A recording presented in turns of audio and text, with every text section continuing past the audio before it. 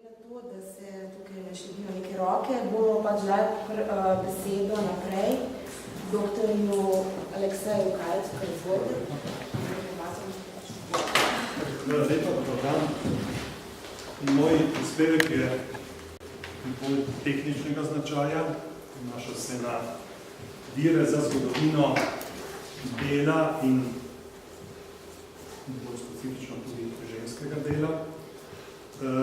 Takoj ne povem, da ne bom povedal v svojem prispevku nič bistveno novega, ker so teme že nekaj desetletij v središču pozornosti zgodovinarjev in zgodovinark, ki se ukvarjajo z zgodovino dela in bolj specifično z zgodovino ženskega dela. Ampak kljub temu, da je o tem že precej napisanega, o tem sem tudi sam nekaj prispeval v naših revijah, najbrž tudi drugi izmed vas, se mi vseeno zdi zanimivo izpostaviti po tej priložnosti teh par elementov metodološke narave, ki so pomembni za to, da za pravilen pristop k zgodovinskim virom, ki nam omogočajo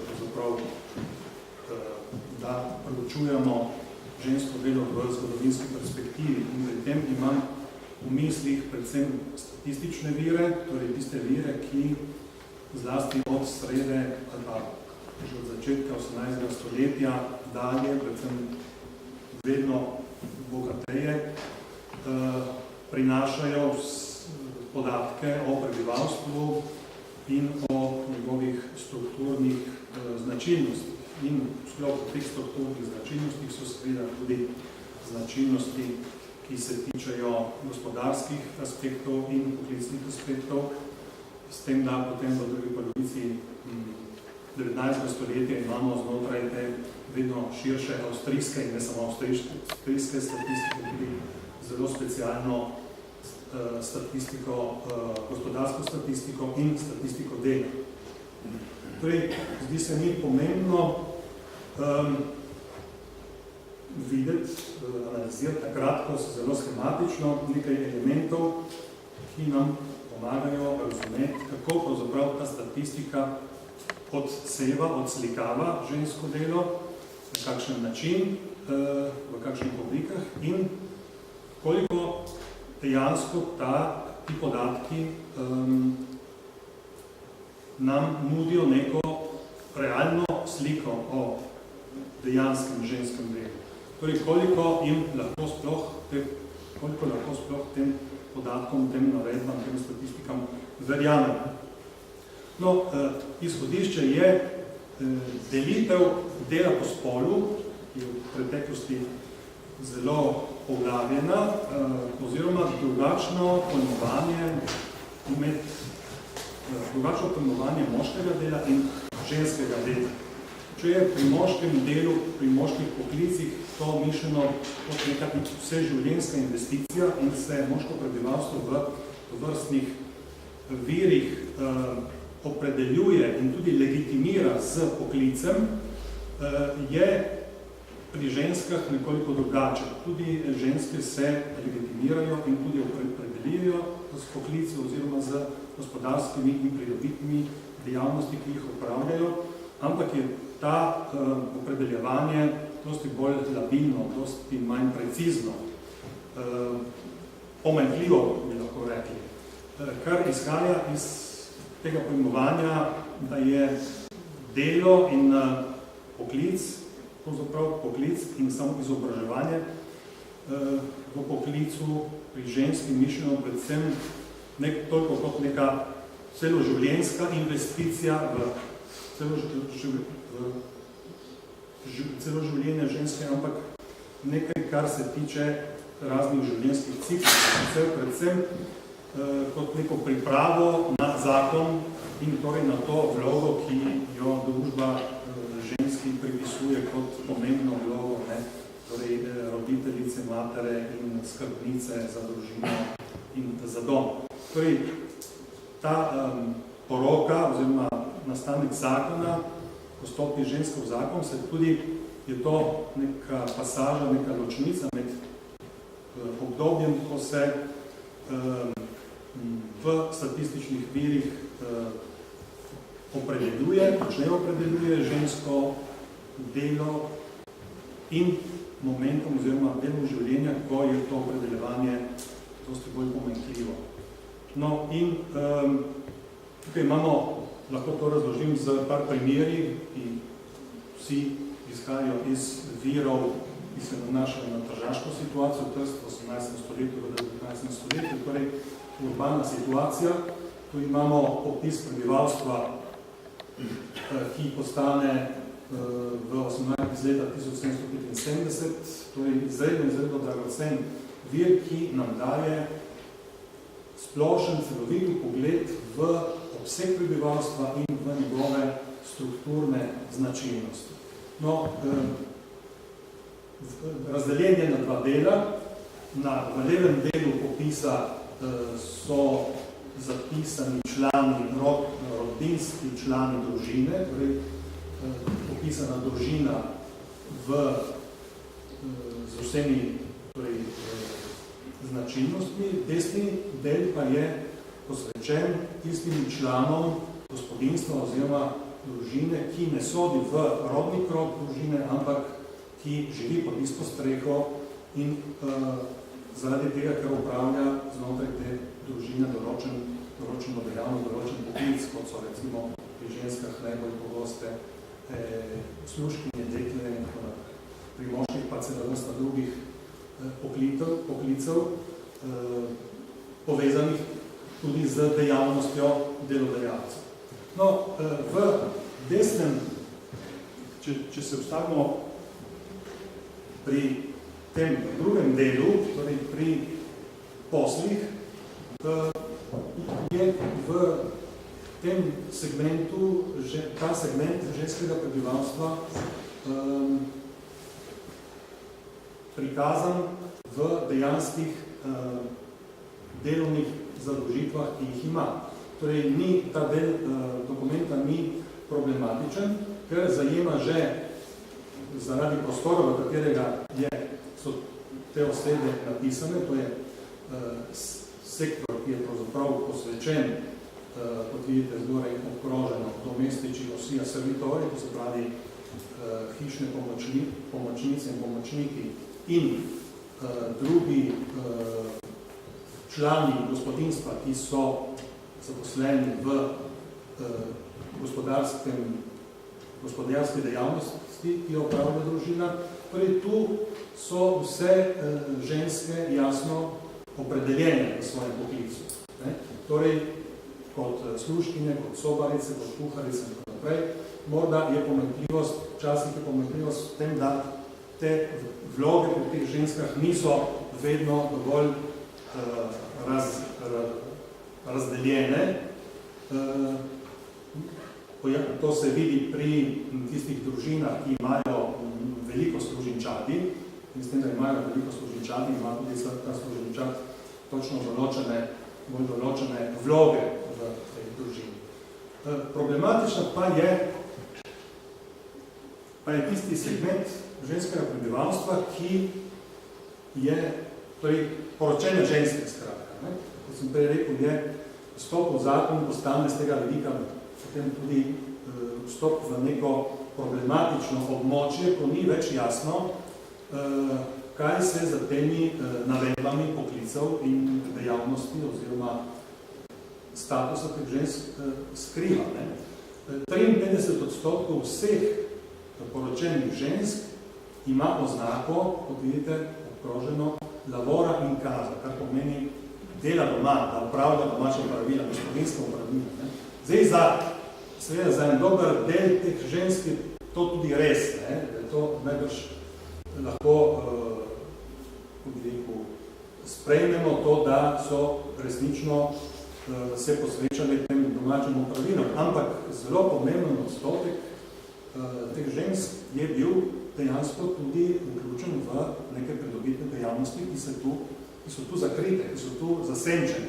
In so zasenčene zato, ker se v tej fazi žensko delo enostavno spremeni svojo naravo, izgubi tisto kontinuiteto, izgubi tisto, recimo, če vzamemo na primer dekleta, ki so služile, velika večina teh deklet, ki smo jih prej videli, ki so služili, so bile neporočene in je zato ta poklic oziroma ta dejavnost bila prvenstveno vezana na ta del njihovega življenja, predporočnega življenja in najbrž tudi priprava na poroko, če lahko tako rečemo.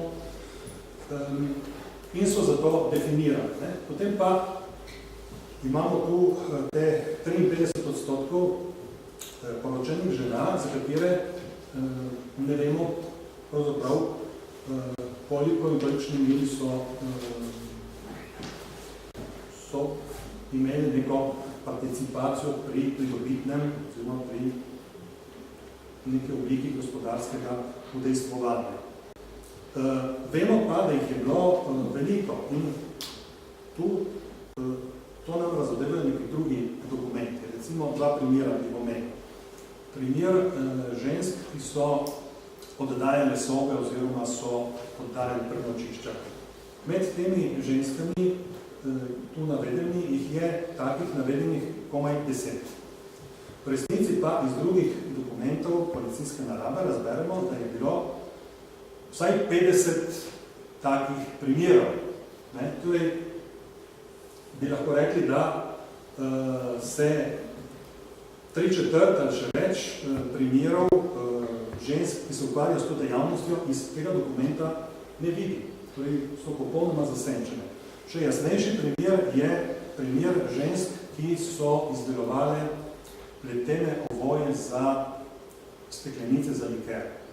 Torej, v Trstu je delovala ena velika žganjava, Baleti, ki je proizvajala najrazličnejše likerje in da so lahko steklenični in potem ta liker prodajali dalje, so potrebovali pletenke, torej steklenice z nekim slavnatim ovojem. In te slavnate ovoje so izdelovale ženske in delno tudi otroci, ker je po policijski, ni bilo to nobeno pravilo, ampak policija je tako to obravnavala, da je to dejavnost namenjena revnejšim slojem, da so si lahko s to dejavnostjo in podobnimi dejavnostmi pomagali.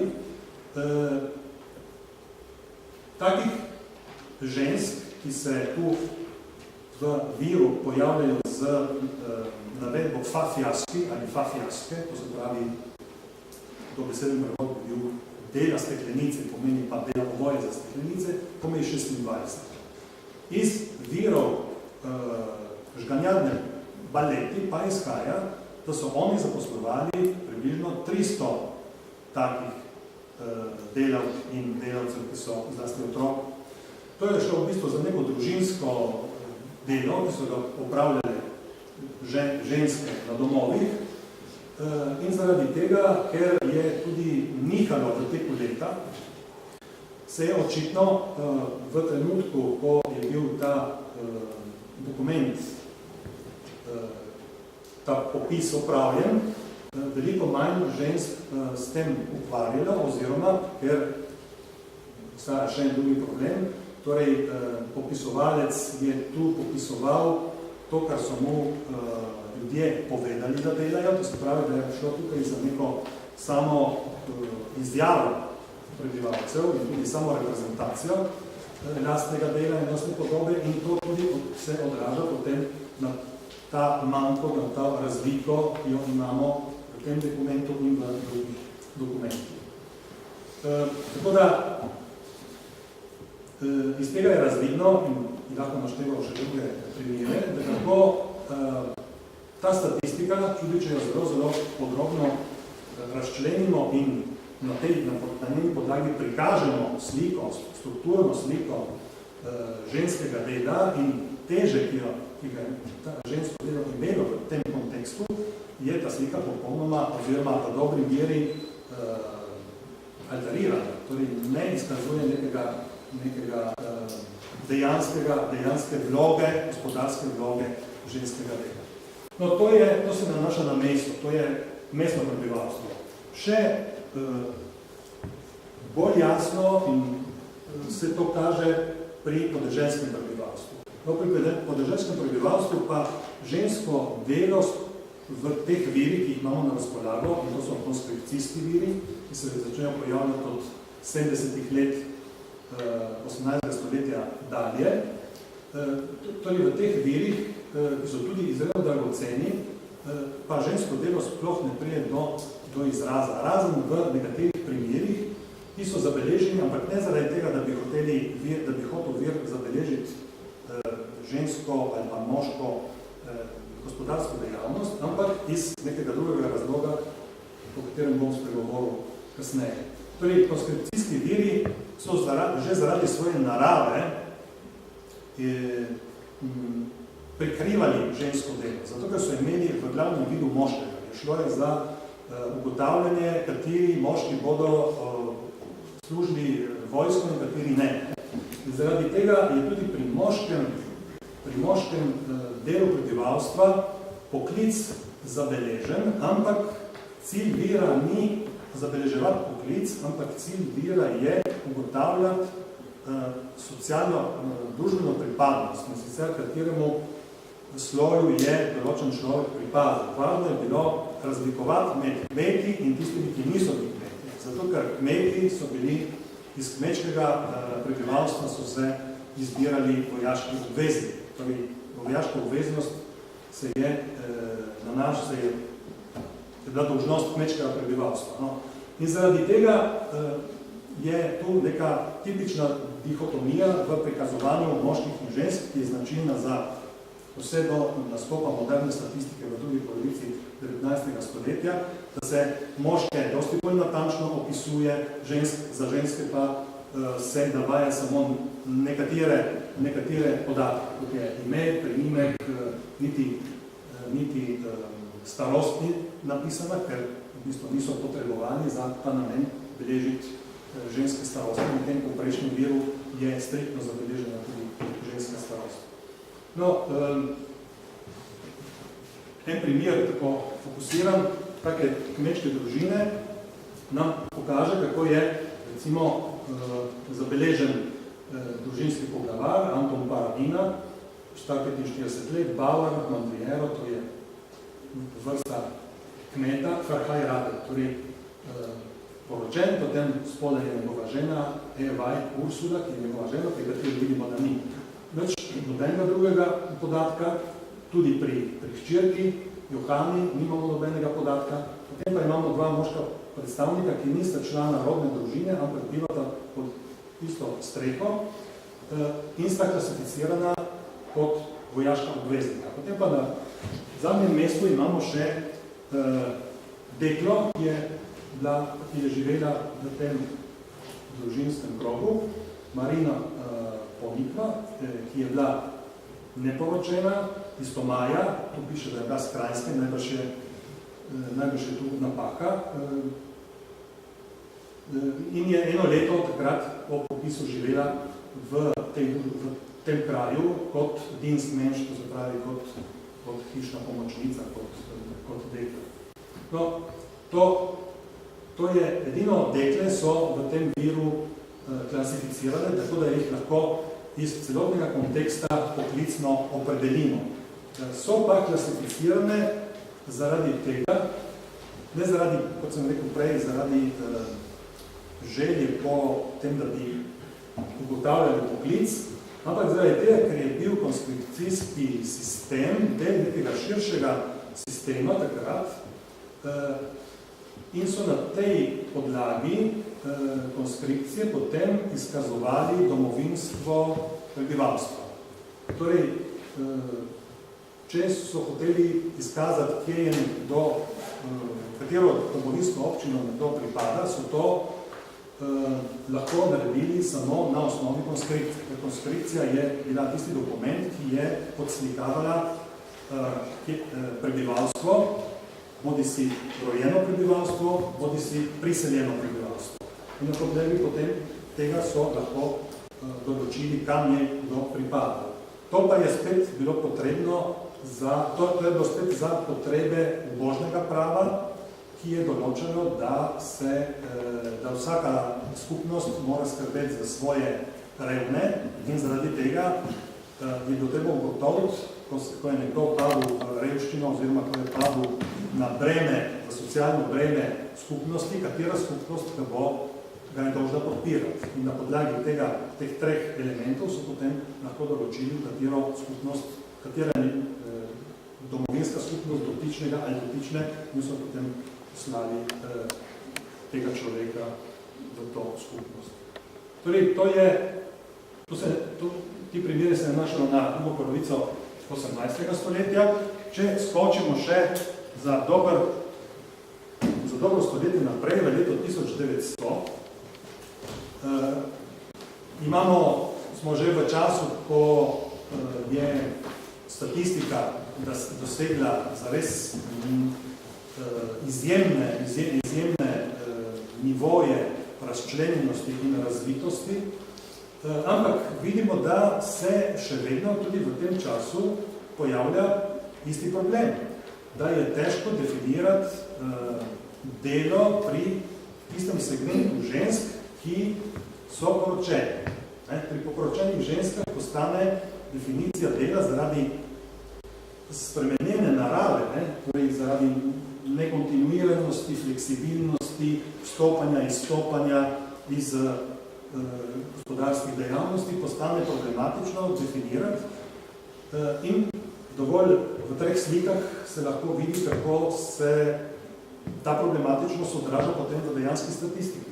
Torej, že pri razlikovanju spolov znotraj aktivnega prebivalstva dobimo to sliko, da je pri moških zabeleženih kot aktivnih 66%, pri ženskih pa 27%. Že v tem je problem, ker dejansko je bilo ženskih aktivnih dosti več kot teh 27%. Če gremo naprej, vidimo, v kateri starosti se koncentrira žensko poklicno opredeljevanje. To je v starosti do 30 let. Torej 56% vseh poklicnih navedb pri ženskah se zgošča v starosti do 30 let. To se pravi v 15-letnem obdobju, starostnem obdobju, če vzamemo tisto 14-15 let, pa recimo, če gremo še kako leto nazaj, od starost vstopa, ženskega vstopa v svet dela.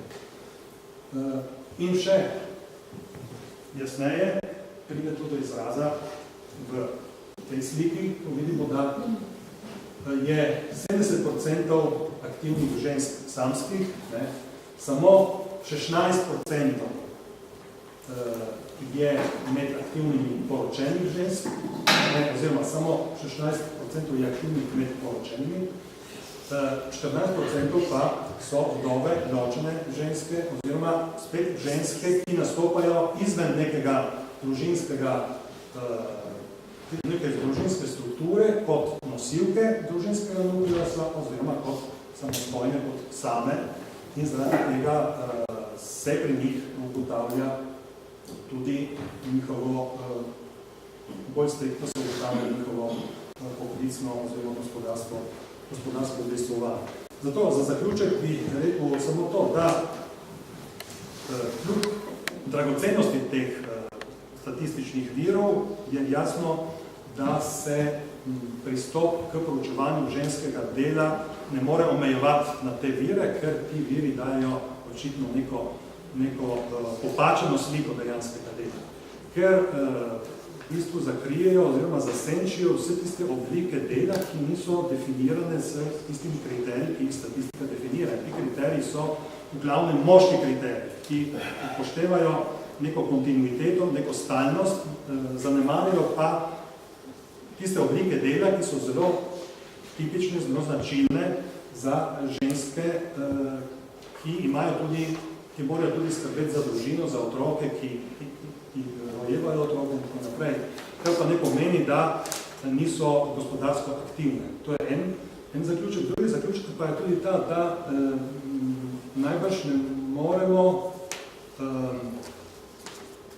obravnavati ženskega dela samo na osnovi poklicnih opredeljevanj,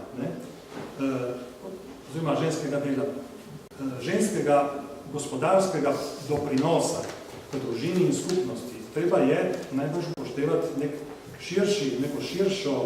širši kontekst, v katerem morda ženske ne nastopajo direktno pridobitniško, ampak nastopajo z vlogami, ki pa so zelo pomembne, da lahko recimo neka družinsko gospodarstvo funkcionira. In zaradi tega je absolutno potrebno upoštevati druge vire. Za sodobni čas si lahko bistveno pomagamo seveda z ustnimi viri, ki dajo neko longitudinalno, neko diahrono sliko razvoja nekega ženskega življenja, žensk in njihove udeležbe v gospodarskih dejavnosti. Za preteklost pa je stvar seveda problematična, ker takih virov ni dosti na razpolago, ampak omenil bi vseeno vsaj dva, ki sem sam preizkusil, se lahko predvsem dobro odnesete, čeprav se nanašata samo na individualne probleme. To so policijske inkvizicije, ki so značilne za 18. stoletje, drugo polovico 18. stoletja in tudi delno za 19. stoletje. To so v bistvu zapisniki spraševanj, ki predvidevajo tudi dokaj natančno navajanje biografije teh, ki so zaslišani. No in tu iz teh se lahko, mimo problemov, ki lahko nastanejo, ki si jih lahko postavljamo vprašanj, koliko zares so ti zapisniki odražajo neko realnost, ker ljudje so si pomagali tudi s tem, seveda, da niso povedali vsega po pravici, da so to zamolčali, ampak vseeno dajo neko dodatne elemente za razmišljanje tudi o ženskem delu. No in zelo pomembni pa se mi zdijo tudi testamenti, ker v testamentih pride lahko tudi do izraza gospodarska teža, ki jo imela, ali pa tudi dote so pomembne, če obstajajo dokumenti za to. V teh dokumentih pride lahko do izraza teža, ki jo ženska vnaša v neko družino ali je imela v neki družinski skupnosti, ne glede, če je bila aktivna, to se pravi pridobitno aktivna, oziroma če je k hiši lahko prinesla tudi druge gospodarske dobrine in s tem vplivala na imela torej ta gospodarsko težo v tem kontekstu. Prej sem še pozabil povedati en zelo zanimiv primer, ko sem govoril o podeželju, za katerega smo videli, da žensko delo ne pride do izraza. Primer Škedene. Škeden je vas blizu Trsta, ki je zaradi prav bližine in zaradi lokacije na poti, ki je držala iz Trsta proti Istri, imela že od 16. stoletja poleg kmetijstva razvito celo vrsto drugih dejavnosti, pri katerih so imeli ženske izredno pomembno vlogo, zlasti kot rušarice. Polovica škedenskih žensk je od 17. stoletja bila aktivna in imela zelo pomembno pridobitno vlogo v svojstvu rušaric. In ta poklic se potem, ta dejavnost se potem nadaljuje tudi v 19. stoletju vse do skoraj polovice 20. stoletja. Nobena izmed teh ni v tistem viru zapisana. Če pa gledamo testamente in če gledamo dote, vidimo, kolikšno težo so imele, kolikšen pomen so imele ženske, ki so se ukvarjali s tem poklicem. Tudi njihov družbeni položaj v vasi je bil neprimerno močnejši od tistih žensk, ki se s tem niso ukvarjali, in neprimerno močnejši od dela moškega prebivalstva. Zaradi tega, ker so razpolagale z lastnim denarjem, ki se je potem uporabljal na razne načine, med drugim tudi v obliku, tudi s tem, da so ga posojale in si nekako svoj družbeni položaj utrjevale tudi